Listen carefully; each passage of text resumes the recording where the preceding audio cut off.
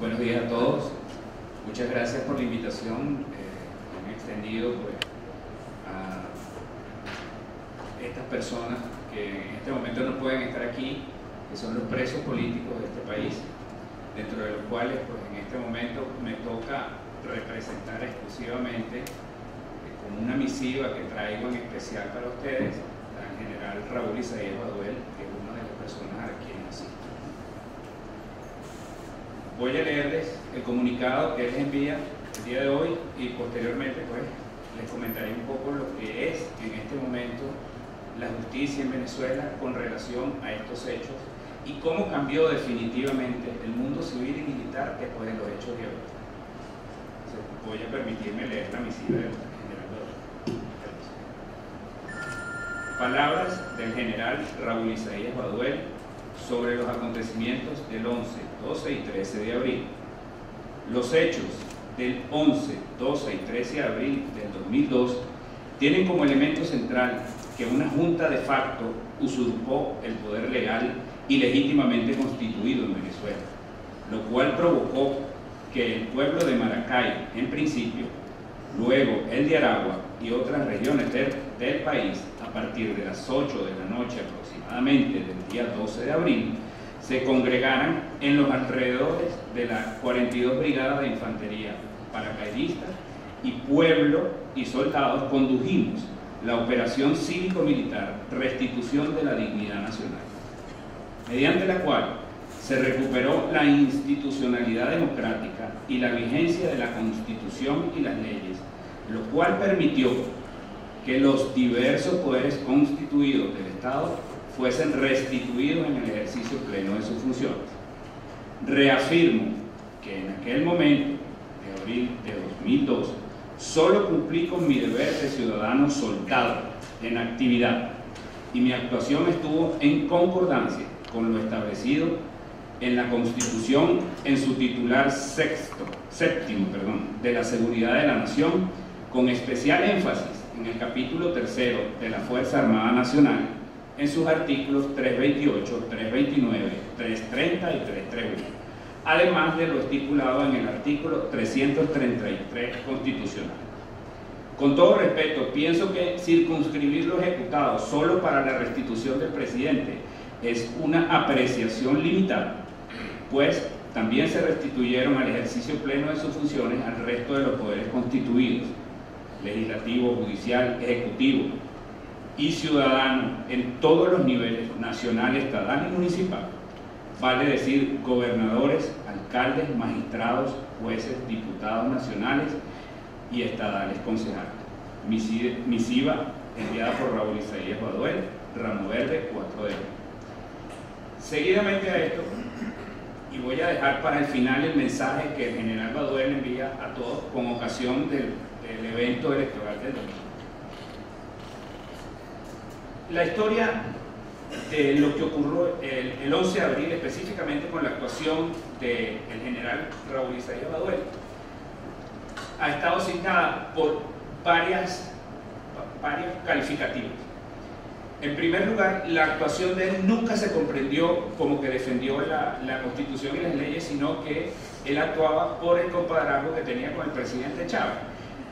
Hoy en día, y una de las razones por las cuales asisto, es que yo fui una de las personas convencidas de que la realidad era otra, que fue una persona que en su mundo militar actuó desde el punto de vista institucional y defendió la Constitución y las leyes como había que hacerlo. Hay cosas que nadie sabe y que ahora es que está saliendo a la luz pública, como por ejemplo, para que ustedes entiendan el mundo militar. En el mundo militar, para que se lleve a cabo una operación de cualquier naturaleza, se necesita lo que llaman la orden de operación militar. Esa orden de operación militar contempla todos los considerandos sobre los cuales se basa lo que van a realizar a continuación. La operación Rescate de la Dignidad contemplaba, entre otras cosas, y eso es algo que solo ahora está saliendo a la luz pública, entre otras cosas contemplaba que ellos querían evitar un derramamiento de sangre, querían evitar lo que estaba pasando en la calle en el enfrentamiento entre policías, personas del oficialismo y que se generaran bajas de la población civil. Paralelamente a eso exigían la presencia de los observadores internacionales, lo cual había sido negado hasta ese momento por parte del régimen, para que ingresaran a Venezuela y verificaran lo que estaba ocurriendo. Otra de las cosas muy importantes que traía esto era que, y en estas palabras quedó instituido dentro de ese manifiesto de la operación militar, una vez constituido el Tribunal Penal Militar, porque Baduel lo primero que hizo fue constituir un Tribunal Penal Militar. En el mundo del derecho, para que ustedes entiendan un poco, cuando existe un estado de caos, en donde han quedado anuladas todas las autoridades de un país, el poder judicial, en ese momento, el único tribunal que tiene competencia para juzgar, para tener conocimiento de investigaciones sobre los hechos que están aconteciendo, es un tribunal militar. Porque, como lo establece el Código Orgánico de Justicia Militar, existen tribunales para tiempo de paz y tribunales para tiempo de guerra. Cuando hay un estado de conmoción, cesan en su actividad los tribunales ordinarios civiles y el único tribunal que puede actuar es un tribunal con competencia militar. En ese momento, Baduel actuó y activó un tribunal militar para que abriera una investigación, para que se investigara lo que estaba ocurriendo. Dentro de las actuaciones que ellos iban a realizar era la investigación completa de lo que había ocurrido y estaba ocurriendo. Y así mismo quedó establecido, empezando por las responsabilidades que a todo nivel se desprendieran de los hechos, comenzando por el presidente de la República, y así quedó. Otra de las cosas que decía la orden de operaciones militares era que una vez resuelto el asunto, se iba a convocar al referéndum constitucional que establecía para estos casos en nuestra Carta Magna, para medir la verdadera voluntad del pueblo venezolano.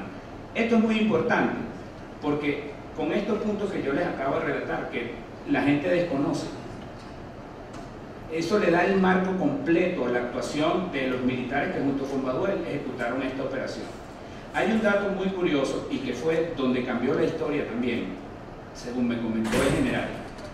La orden era ubicar al presidente Chávez y traerlo.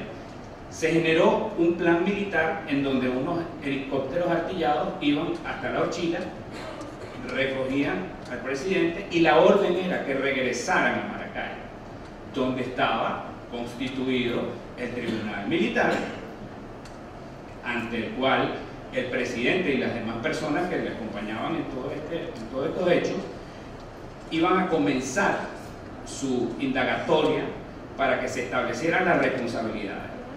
Lamentablemente, en pleno vuelo, según me relata el general Baduel, los militares desobedecieron las órdenes de él y le comentaron al presidente Chávez que él lo estaba esperando en Maracay con ese tribunal.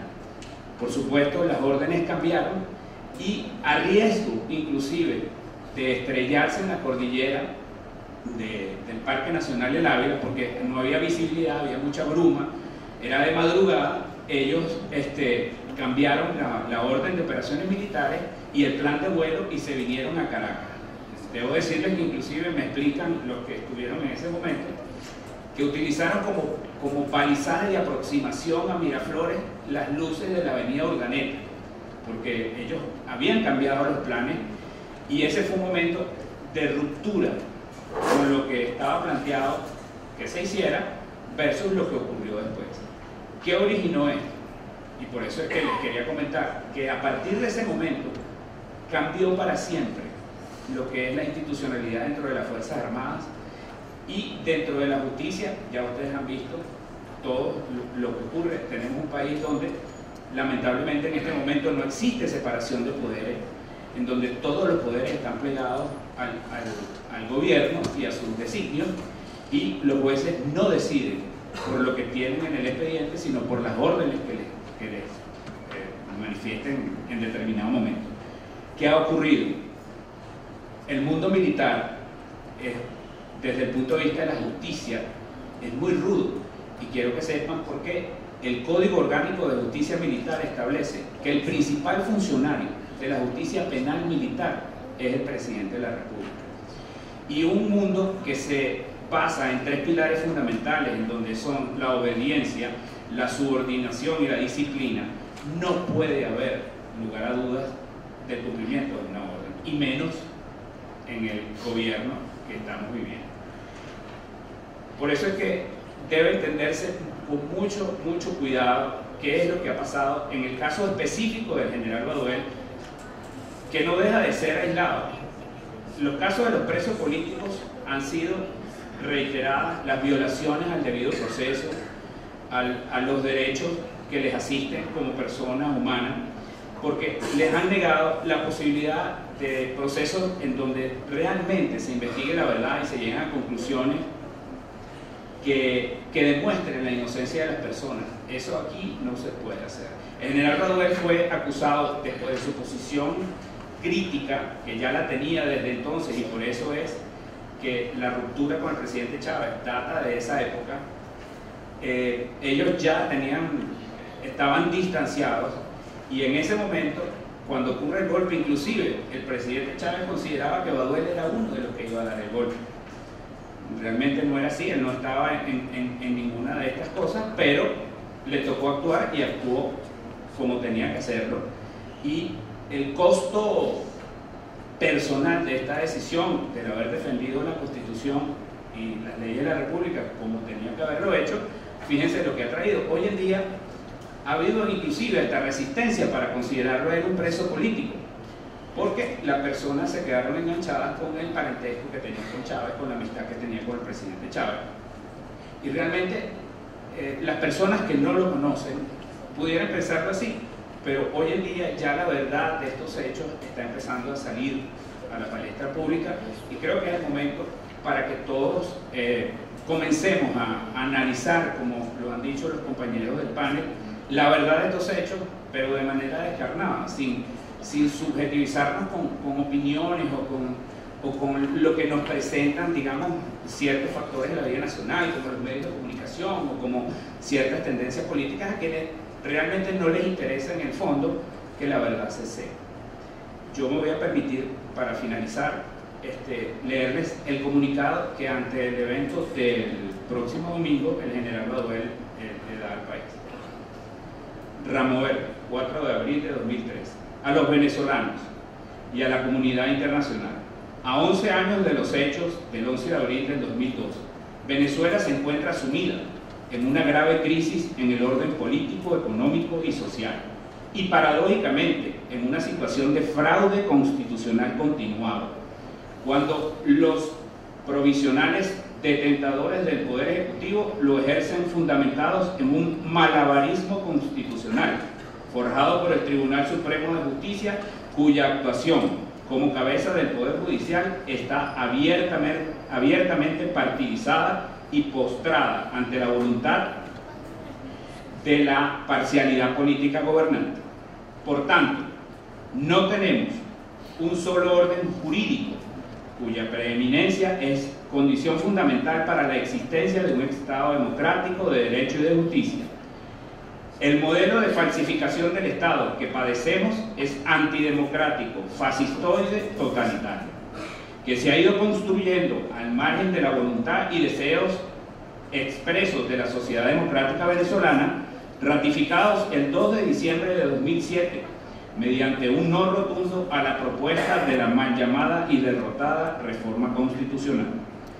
Independientemente de su filiación política, todos los venezolanos se encuentran sometidos a los embates de los altos niveles de inseguridad personal y patrimonial, sienten y viven en carne propia que el sistema de salud pública no les responde debidamente, constatan que la educación pública se ha deteriorado y es deficiente, padecen el mal funcionamiento de los servicios públicos y sufren el encarecimiento y carencia de los alimentos y medicinas.